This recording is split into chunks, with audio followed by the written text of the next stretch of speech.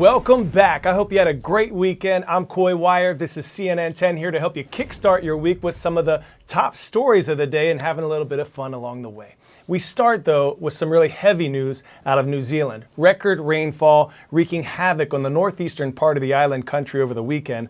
Auckland, the nation's largest city, declared a state of emergency. Look at these scenes from the airport there, which had to be closed as torrential downpours have caused major flooding with numerous evacuations in the area. Several lives have been lost. On Friday, Auckland was hit with its average amount of rainfall for the entire month of January, all in just 1 hour's time. New Zealand Prime Minister Chris Hipkins says it's been an unprecedented event. More now from CNN international anchor and correspondent Michael Holmes. Mud on the floor, waterlogged drawers. This is what the floods left behind in Auckland. This is the main waterway. This was someone's house, full of a lifetime of possessions. Residents say it took just minutes before chest-deep waters washed through it. No time to save anything except themselves. I felt quite helpless. Never been in that situation before.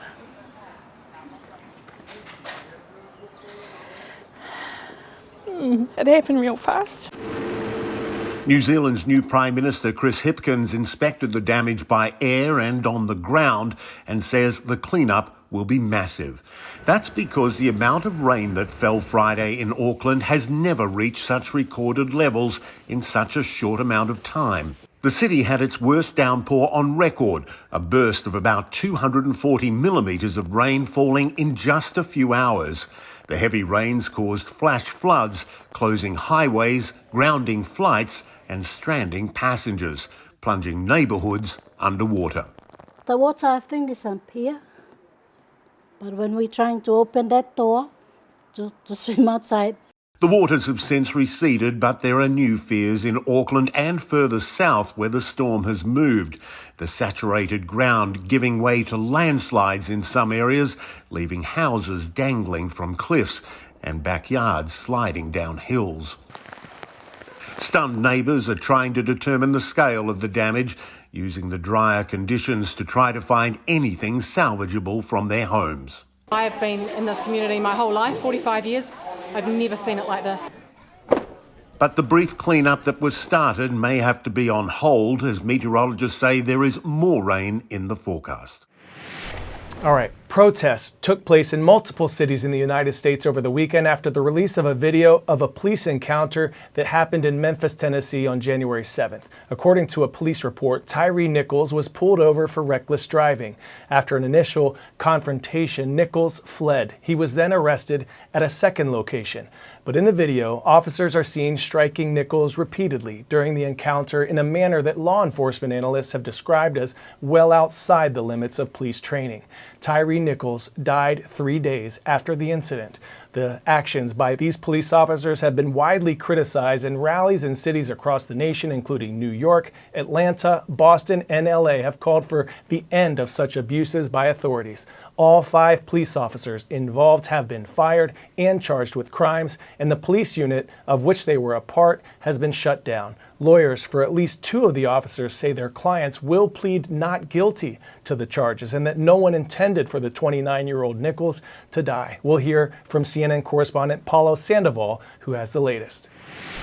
Well, here in the United States, it was another night of demonstrations from coast to coast in the wake of the release of the series of videos showing the beating of Tyre Nichols on Friday night. There was one incident in Times Square where at least 3 arrests were reported. But outside of that, according to authorities, things have remained relatively peaceful. On Saturday night, another group of protesters coming together here in Manhattan, hoping to stand in solidarity with the Nichols family, hoping that their voice makes it to Memphis and beyond. Here's what one of the organizers of Saturday night's event told our affiliate WCBS about why they're coming together here in New York. We are out here to fight and call for justice once again and continuously, because the work did not stop in 2020, it didn't stop in 2021, and it did not stop in 2022. We are still here and we are still fighting until justice is done. New York City's police commissioner did say that they will continue to have officers out in full force, not only making sure that citizens stay safe, but also to make sure that they protect the right for these individuals to peacefully assemble. throughout the city here. They did say also that they are really expressing outrage as well after seeing that video that was released, that series of videos that was released on Friday night. It's really what we're also hearing from other police departments in other parts of the country, strongly condemning what the world saw when those videos were released. 10-second trivia. The inaugural contest of what sports competitions was held in Big Bear Lake, California in 1997? The Goodwill Games, Rugby World Cup, the X Games, or Winter X Games? The Winter X Games is your answer here, and the 27th edition of the event was hosted this past weekend in Aspen, Colorado. 19-year-old freestyle skiing phenom Eileen Gu from San Francisco won 2 World Cup events this past week, storming back into competition for the first time since the Beijing Winter Games, where she became the first free skier ever to win 3 medals at a single Olympics. Now, an injury during practice knocked her out of the X Games this weekend, but Eileen told me ahead of the Games how she balances being a student at Stanford University, a pro athlete, and professional model. And she's also telling us how she harnesses the power of her mind to help her shine. I remember in Beijing at the Olympics, you were journaling, you were writing affirmations before halfpipe, convincing yourself you weren't tired. How big of a role does training your mind play in your life? Huge, huge role. I think that for me, my biggest strength is my brain. I'm shamelessly a nerd. Everywhere I go, the reputation follows me. And, I'll take it. I definitely propagate it out there. And at the end of the day, I think that so much of skiing is in your own head.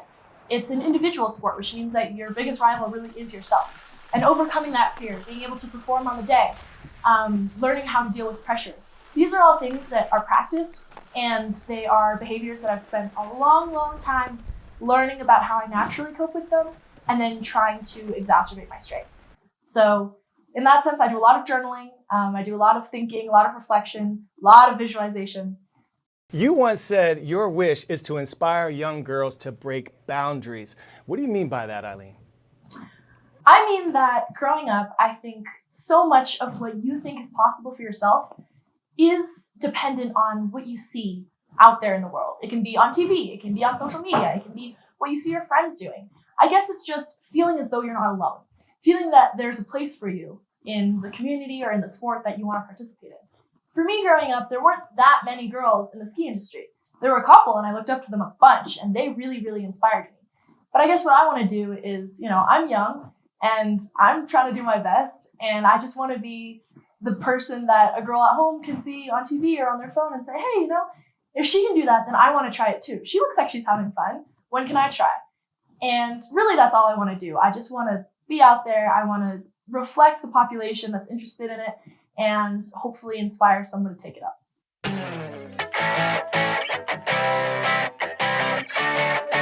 And for today's story, getting a 10 out of 10, something unbearably cute and funny. A trail cam in Boulder, Colorado captured about 580 photos, and around 400 of them were bear selfies. Is it possible that this black bear knew exactly what it was doing? There are all sorts of poses, like the coming right at you, or the stare off into the distance, or how about the pretty side pose? Who, me? There's even a, hey, look at my paw, y'all. This paparazzi was having a ball, clearly. There are roughly between 17 and 20,000 black bears in the state of Colorado, but none of them can strike a pose quite like this one. Hey y'all, hey, thank you very much for all the love on our CNN 10 YouTube channel. We surpassed 700,000 subscribers now, so special thanks to you. And salute to South Middle School in Edinburgh, Texas. You get our shout out for the day. Let's go out today and do something to make this world a bit of a better place, even if it's just making someone smile today. I'm your boy Coy, and I'll be right here with you tomorrow.